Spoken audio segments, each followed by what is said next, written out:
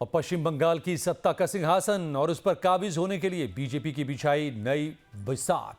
कोलकाता की गलियों से लेकर सिलीगुड़ी के पहाड़ों तक इस वक्त सिर्फ एक ही हलचल है, 2026 का वो संग्राम जिसके लिए बीजेपी ने अपने सबसे बड़े योद्धा प्रधानमंत्री नरेंद्र मोदी को मैदान में उतार दिया है।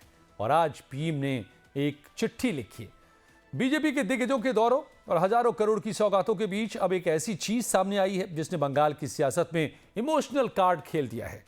पीएम मोदी ने बंगाल की जनता के नाम एक बेहद भावुक पत्र लिखा है और इस पत्र की शुरुआत ही जय मां काली और मेरे प्यारे बंगाल वासियों के संबोधन के साथ होती है। यह सिर्फ एक खत नहीं बल्कि बंगाल के उस भद्र लोक को साधने की भी कोशिश बताई जाती है जो बदलाव की आहट महसूस कर रहा है। प्रधानमंत्री अपने पत्र में लिखते हैं कि कुछ ही महीनों में बंगाल का भाग्य तय होने वाला है। जो बड़े ही व्यथित मन से कहते हैं कि सोनार बंगला का सपना देखने वाला हर युवा और बुजुर्ग आज पीड़ा में है। पीएम ने सीधे तौर पर ममता सरकार पर प्रहार करते हुए इसे कुशासन और तुष्टीकरण का दौर भी बताया।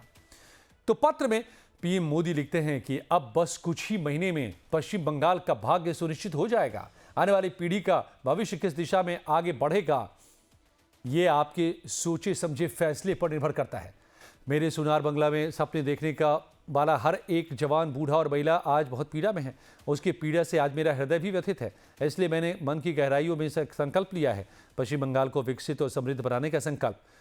पिछले वर्षों में देशवासियों के आशीर्वाद की ताकत बनकर मेरी सरकार ने जन कल्याण और समग्र विकास को सर्वोच्च प्राथमिकता दी। किसानों के कल्याण से लेकर युवाओं के सपनों को साकार करने तक, मातृशक्ति के सशक्तिकरण से लेकर समाज के हर वर्ग तक हमारी नीतियों और निरंतर प्रयासों के सकारात्मक परिणाम आज साफ दिख रहे हैं। राज्य सरकार के असहयोग और विरोध के बावजूद आज पश्चिम बंगाल के करीब 5 करोड़ लोग जनधन योजना के माध्यम से बैंकिंग व्यवस्था से जुड़े हैं। स्वच्छ भारत अभियान के तहत राज्य में 85 लाख शौचालयों का निर्माण किया गया। जब राज्य की सत्ताधारी पार्टी गरीबों का निवारा छीन रही है, तब हमने छोटे व्यापारियों और उद्यमियों को 2,82,000 करोड़ रुपए का लोन देकर मदद का हाथ बढ़ाया है। अटल पेंशन योजना के तहत 56 लाख वरिष्ठ नागरिकों को बुढ़ापे में आत्मनिर्भर बनाने का सौभाग्य मिला है। उज्ज्वला योजना के माध्यम से 1 करोड़ से ज्यादा परिवारों को रसोई गैस देकर माताओं बहनों को धुएं से मुक्ति दिलाकर मैं धन्य हूं। जो किसान पूरे देश का पेट भरते हैं, आज पश्चिम बंगाल में वहीं अन्नदाता अपने परिवार का पेट पालने के लिए संघर्ष कर रहे हैं। ऐसे कठिन परिस्थिति में किसान सम्मान निधि के जरिए 52 लाख से ज्यादा किसानों को सीधे आर्थिक सहायता देकर के उनके चेहरे पर मुस्कान लाकर मैं खुद को भाग्यशाली मानता हूं। स्वतंत्रता के बाद पश्चिम बंगाल देश की अर्थव्यवस्था की दिशा तय करता था, औद्योगिक विकास में अग्रणी था, लेकिन आज उस गौरवशाली राज्य की जर्जर हालत देखकर मेरा मन व्यथित हो उठता है। पिछले 6 दशकों के कुशासन और तुष्टीकरण की राजनीति के कारण पश्चिम बंगाल को जो अपूरणीय क्षति हुई है उसे बयान नहीं किया जा सकता। एक तरफ रोजगार के अभाव में युवक दूसरे राज्यों में पलायन करने को मजबूर हो रहे हैं, तो दूसरी तरफ पश्चिम बंगाल में मेरी माताएं और बहनें आज सुरक्षित महसूस नहीं करती हैं। स्वामी विवेकानंद और ऋषि अरविंद ने जिस बंगाल का सपना देखा था, आज वो वोट बैंक की संकीर्ण राजनीति, हिंसा और अराजकता में अखड़ा हुआ है और हम सब इसके लिए अत्यंत पीड़ादायक है। पश्चिम बंगाल की धरती के सपूत नेताजी सुभाष चंद्र बोस के आज़ादी के ललकार ने कभी पूरे देश को प्रेरित किया था। आज उनकी ही पवित्र भूमि अवैध घुसपैठ और महिलाओं के खिलाफ हिंसा से कलंकित है। कविवर रविंद्रनाथ ठाकुर का सोनार बंगला पर नकली वोटर हावी हो रहे हैं। अराजकता के अंधेरे में डूबते पश्चिम बंगाल को देखकर आज पूरा देश चिंतित है, लेकिन कब तक हम चुपचाप ये सब सहते रहेंगे? अब परिवर्तन अनिवार्य है।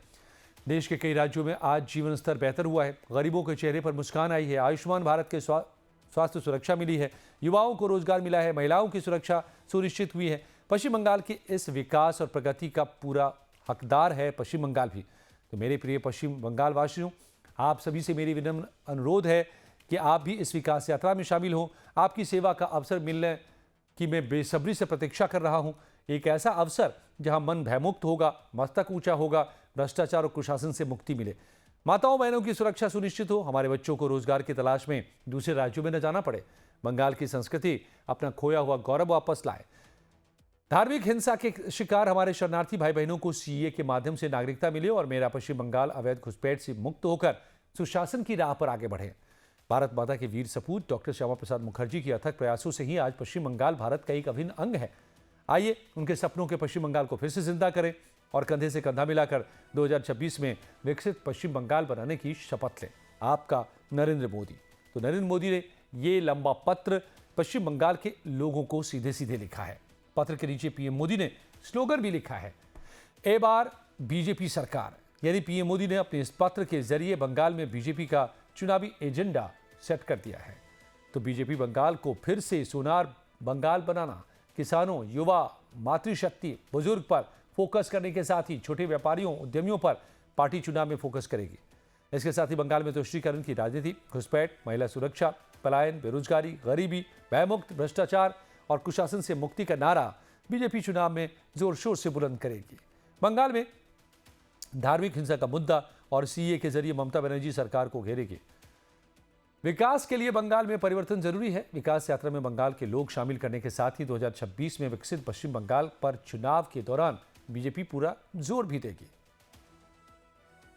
देखिए, मानुष माटी की राजनीति की शुरुआत करने वाली ममता बनर्जी अपने संपूर्ण कालखंड में सिर्फ तुष्टीकरण का काम की, अराजकता फैलाने का कार्य की, बांग्लादेशियों को बचाने का कार्य की और पश्चिम बंगाल को गरीब बनाने का कार्य की। इसलिए प्रधानमंत्री जी अपील कर रहे हैं कि एक बार भारतीय जनता पार्टी की सरकार बनाइए। जिस तरह से जहां जहां भारतीय जनता पार्टी की सरकार है वहां विकास की बहार है, ऐसे ही पश्चिम बंगाल में भारतीय जनता पार्टी की सरकार बनते ही ये जो अराजकतावादी हैं, अलगाववादी हैं, बिखराववादी हैं, सबका अंत हो जाएगा और वे घुसपैठी जो समस्या बने हैं उसका समाधान हो जाएगा।